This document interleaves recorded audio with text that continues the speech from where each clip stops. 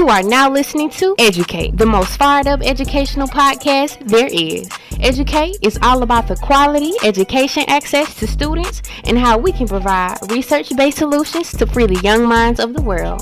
On this podcast, we will be exploring different educational experiences, education's greatest of debates, and more. The hottest educational podcast out. EdYOUcate is brought to you from the Albany State University's very own Center for Educational Opportunity. Enjoy. All right, so in today's episode, we will be discussing Black female students in the school system and teacher preparation. Today we have our special guest, Andrea Lewis. If you would like to just give the listeners a background information about, who you are and what you do, that would be very great. Well, thank you, Jamila, for the opportunity to join you and your listeners on the EdYOUcate podcast.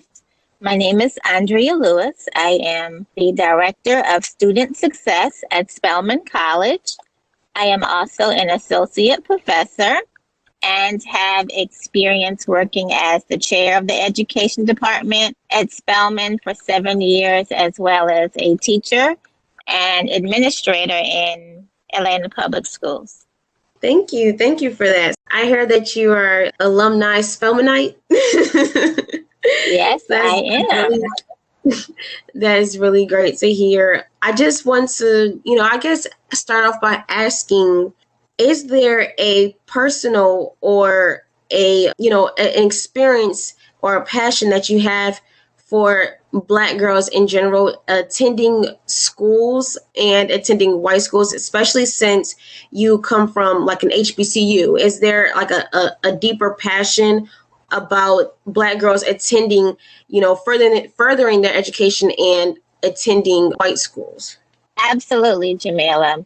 I did attend Spelman for my undergraduate education, but prior to attending Spelman, I grew up in a small community in South Jersey, Southern New Jersey, and I was the only Black girl in my neighborhood, and I was also the only Black child a lot of the times in my class. So in elementary school, when I say class, not just, homeroom class, but just like the entire fourth grade class. Wow. And so I think that offers, a very different challenge in learning when you are going to school and your teachers don't look like you, your classmates don't look like you. And it's almost like you feel like you're going to school in a foreign land and going to school and not being accepted. So for me, it is a very personal research. And I also have a children's book entitled Valerie's New Friends, which is about a little Black girl who grows up in a white neighborhood. And it follows there's something called the theory of becoming Black. It's a theory by Dr. William Cross, a psychologist. And one of the first notions is, first, you don't really understand that you're Black. Everybody looks the same, but then you have this experience kind of jolts you into your Blackness. And for children of color, that happens early on. So my book is about the experience that kind of jolted me into my Blackness, which was having sticks and stones thrown at me when I got off the school bus one day. I was maybe in first grade. And so the research that I'm doing right now is actually being funded by the Center for Education Opportunity at Albany State University. And I'm in the process of interviewing elementary school girls about their experiences in white schools. And one of the reasons why I chose elementary is because in a lot of the research that's out there currently on Black girls and schooling focuses adolescent girls.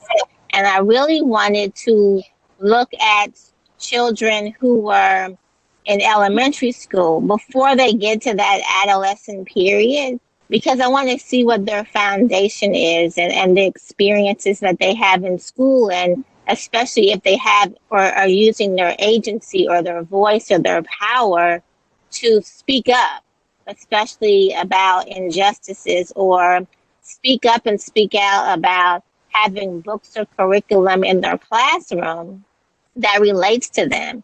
Because, I've been that little girl in the classroom where there were no books that catered to me. The teachers didn't use any type of teaching materials that had Black faces on it. And I think that's a very lonely, and there's no sense of belonging when you go to a school like that. So to answer your question, yes, it is very deeply personal. Wow. Wow. You said a lot of powerful things. And even for your children's book, I hope that it can be in the classrooms of elementary schools, so that can be, students' first introduction to seeing themselves in the classroom. And just even as you were talking, I was just thinking about how there is a lot of research about adolescent students and achievement gaps and even CRT and just all of these different theories. But when you're interviewing a student and when you're interviewing them and you're able to actually see and hear from their own personal experience, it overpowers everything else that you may, all the other theories. I mean, it might align with it, but the raw experience, just as you were saying, your own experience is definitely deep. It hits a deep spot. And so I just wanted to ask you, when you did attend your HBCU, did that help? Was that like a turning point in your life that helped you find your identity or, embrace your Blackness in a sense?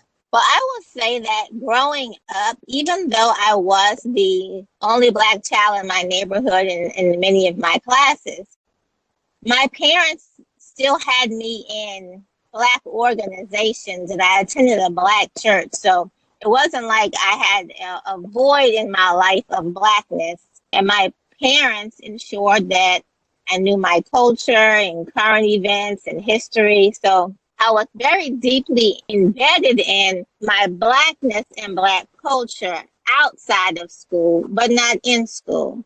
When I was in 6th grade, my sister told me about Spelman College.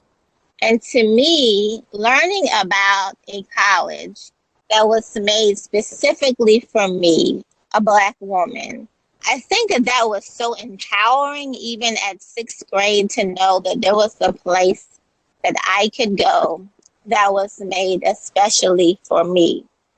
And at that point in 6th grade, I made it my mission that I was going to attend Spelman. I did not want to go to any other college. I worked on my own application, paid my application fee, and just was on that mission. And I was blessed to be accepted and to be able to attend. And like I said, it was very empowering. It was uplifting. It was nurturing to look around and just see beautiful brown faces in my classroom. And that was the first time in my life where I could look in the class and see everybody who looked like me. And I could look at my professor, and my professor looked like me and understood me. And I think that is such a powerful learning experience when you can learn from role models and educators who have the same life experiences, and they look like you and they can relate to you, even down to hair, and types of, maybe beauty products you use, like even down to the superficial up to the most intellectual conversation. So I think that for students attending HBCUs, it represents such a powerful and powerful experience for learning and growing into yourself, regardless of what type of community that you may have grown up in. Wow, that is so true. So one thing that stood out to me while you were talking was something that you said in the beginning about you were pretty well-rounded and being involved in, Black organizations and even church, in a sense of knowing that, there are other people that are like you. You weren't really covered from it outside of school, but it was inside of school that you didn't see yourself. And so I guess one of my questions would be, how do you think that teachers can prepare to not only have an environment that's accepting of Black and brown students, but prepare their lessons in ways that these students can see themselves and can be comfortable. And it's not a culture shock where the first time they hear about Black people is in slavery, and all the negative things that come with being Black in education and in the curriculum and in academics as a whole. So, yeah, I guess my question is, what are some ways that teacher can prepare and be ready for, Black and brown kids in the classroom? That's a great question, Jamila, and I think that there's 3 ways. Number 1 is to recognize their biases. We all have these biases that we carry around with us, knowingly or unknowingly. And so I think that it is important to unpack your biases, 1. And then 2 is, as you just touched on, you were talking about how our history does not begin with slavery. I think it's really important for educators to understand that and to learn about the children in which they are teaching. And so for them to take time out to learn accurate and authentic history, that would be number 2. And then number 3 is to use teaching materials and curriculum materials that are inclusive of everyone and that just don't look like one person. I might give you an example. When I was in high school, I was in the high school English class, and I asked one of my teachers, I said, why is it that we had a lot of books that we had to read on the list? I said, why is it that none of the books can be of a Black author? And the teacher's response was, well, we don't live in Russia, so we don't have Russian authors on our list. Wow. And even as someone in high school, I thought that comment was so inappropriate and unnecessary because, no, we're not in Russia. We're in the United States, and the United States has more than one type of person, so I encouraged him to use different types of books and gave him some suggestions of books. And he actually did it. He said it really broadened his knowledge. We talked about it later on, and he thanked me for coming to him. And he even had me come speak to his class the following year. And since, as I have graduated from college and connected back with him, he said that he never forgot the conversation that I had with him. So I think when I talked about young Black girls using their agency, their power, and their voice, it's okay to speak up in the classroom and let teachers know, like, hey, this isn't right. Can we have some books in our classroom that represent all cultures? Can I see myself in the curriculum? When you think about in kindergarten, a lot of times, kindergarten teachers will have pictures of different careers and talk about careers. And all the people in the picture shouldn't be white. And there should be a representation of all people. So I think that's the start, is understanding your biases, where they came from, confronting them, learning accurate and authentic history, and using materials in the classroom that's representative of everyone and not just representative of the children in your class. So if it's a white class out in, say, Iowa, and there's no Black children in the class, that does not mean that teacher should not have any Black literature or Black people represented in curriculum resources. Wow, that is so true. I'm so glad that you hit on that topic of, just being culturally relevant, and not just because you have, Black and brown kids in the classroom, but, kids of different races and nationalities, they need to know about the culture as well. They need to know about different cultures as well, and not to just, because it almost seems like I just want to satisfy the ones that are here, just to make sure that they feel comfortable. But if the ones that you want to accommodate are not in the classroom, then no one's really learning about the, history, the true history. And so I'm really glad that you explained it like that. And even just about teacher preparation, and just knowing that it can be the small things. It doesn't have to be a whole, month of learning, even though that would be great, a month of learning or extra month of learning about Black history, because, we already have Black History Month.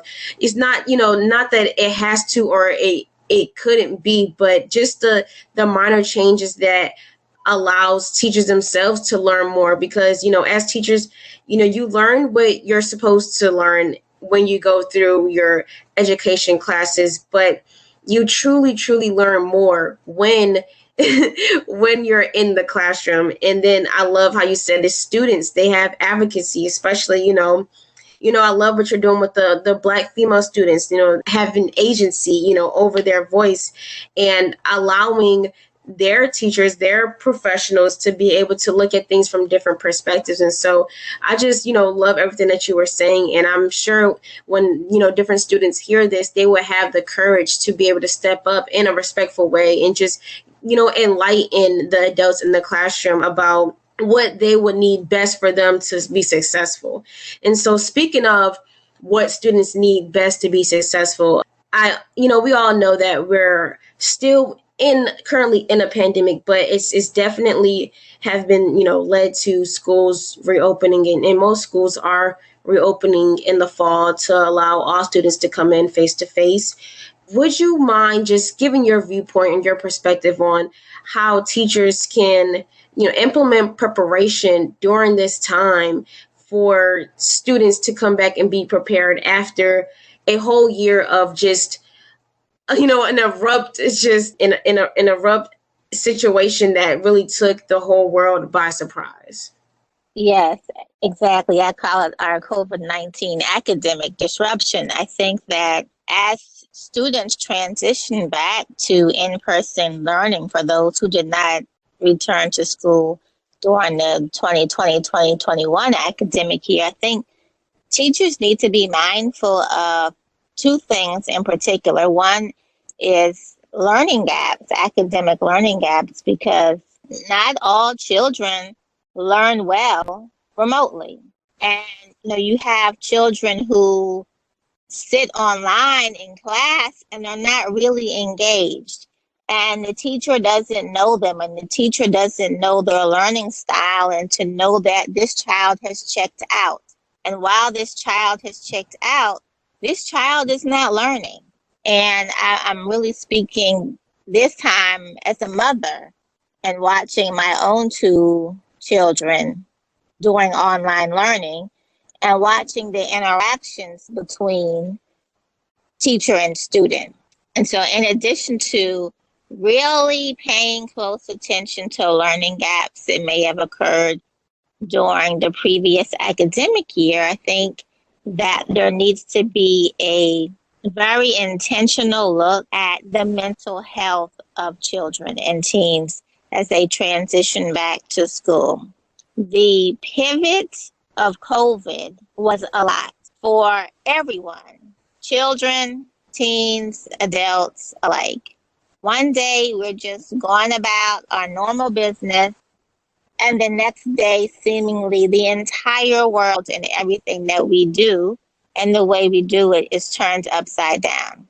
Children are separated from their social networks, their school networks, and I think that says a lot in terms of mental health of children and maybe the isolation of remote learning and not being face-to-face with your friends and associates and teachers. So I think that schools will really need to look at some schools already do social emotional learning. I think that really needs to be ramped up, and just to have some, as I said, intentional strategies for student academic success and student mental and emotional success as well.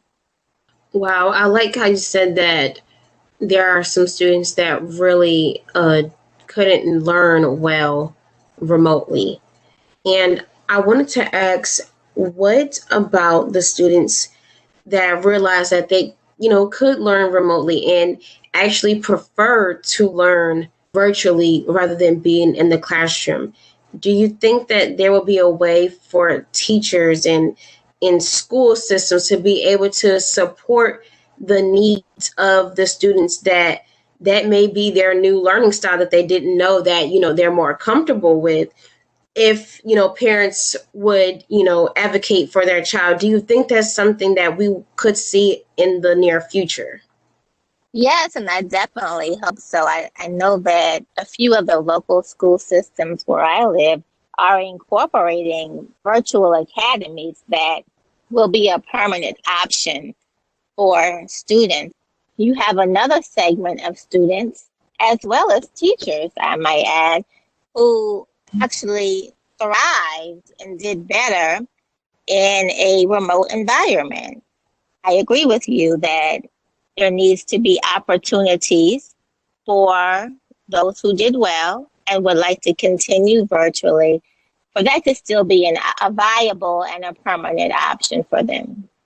Yes, I was thinking about that as you were talking. And as we just dive a little bit deeper into teacher readiness, for the students to return in-person learning, I know that you mentioned having more social, emotional, classes, or even just segments throughout the class. Maybe we don't learn about math all day, but maybe we can take a break and just, talk and just be human and feel emotions. I feel like sometimes, and I wouldn't say every classroom, but, I feel like sometimes as teachers, the focus is always on the lesson and passing the test and never so focused on just being, just feeling, just talking about what's going on in the world. And so I recognize how important that is to have that segment or have that, discussed in the classroom.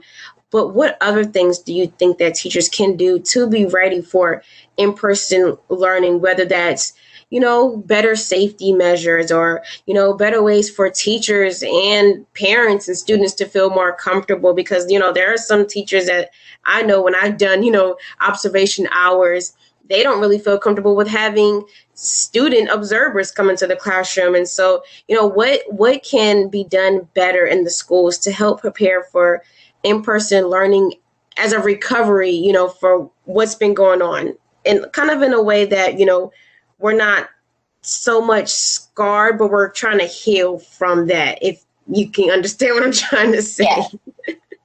Most definitely. One thing that you said I wanted to touch upon, I think is vitally important that I included in my classroom, no matter what the ages of my students were well before COVID, is that you have to do a check on your students.